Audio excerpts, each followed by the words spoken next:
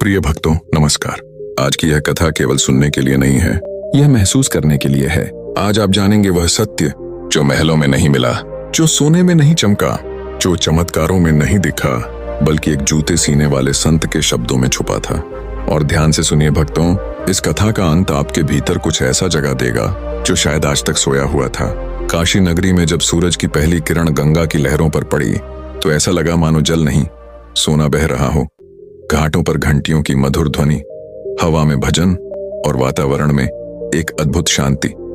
इसी पवित्र नगरी में गंगा से थोड़ी दूर एक छोटी सी मिट्टी की कुटिया थी। उस कुटिया के बाहर एक साधारण वेश में बैठा व्यक्ति टूटे जूतों की सिलाई कर रहा था।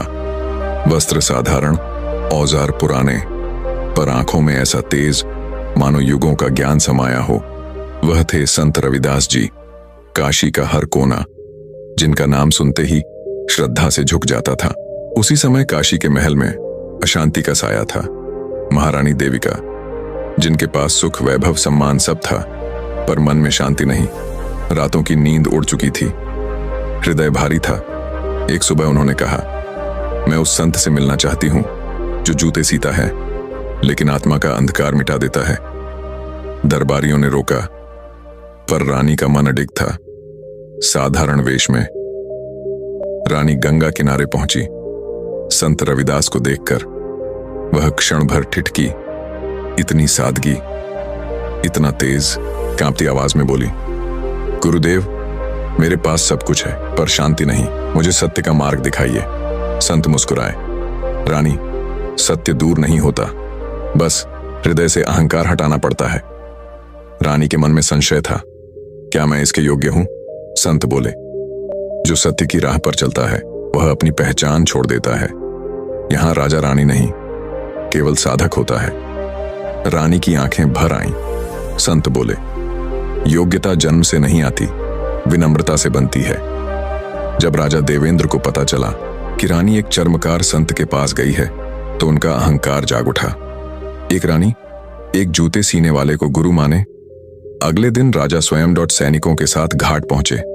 संत जूते सी रहे थे। राजा ने व्यंग्य से कहा, जो खुद जूते बनाता है वह मुझे धर्म सिखाएगा? संत बिना रुके बोले, महाराज, सेवा में कोई काम छोटा नहीं होता। अहंकार हो तो पूजा भी पाप बन जाती है। राजा पहली बार निरुत्तर हुआ। संत रानी को एक वृद्धा के पास ले गए जो लकड़ियां बेच रही थी। रानी ने सोने की मुद्राएं दे दी। वृद्धा रो पड़ी, माता, मुझे सोना नहीं चाहिए, बस आज बच्चों को रोटी चाहिए। संत बोले, दान देने में नहीं, जरूरत समझने में है। एक कुम्हार टूटे घड़े को जोड़ रहा था। संत बोले, घड़ा नहीं टूटा, विश्वास टूटा है। जब घड़े में पानी भरा गया तो वह टिका रहा। संत बोले, जहां विश्वास है वहां चमत्कार अपने आप होते हैं। एक बीमार व्यक्ति नदी किनारे पड़ा था। संत बोले, चमत्कार मेरा धर्म नहीं, सेवा मेरा धर्म है। रानी उसे महल ले गई। 1 महीने सेवा की और वहीं उसे वह शांति मिली जो वर्षों से ढूंढ रही थी। संत बोले, सत्य धन में नहीं, करुणा में है। सत्य पूजा में नहीं, सेवा में है। और सत्य तब पूरा होता है जब हर जीव में भगवान दिखे।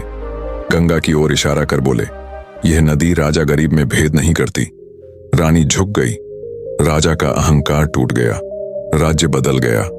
अन्याय की जगह करुणा आई और संत रविदास फिर उसी कुटिया में लौट गए।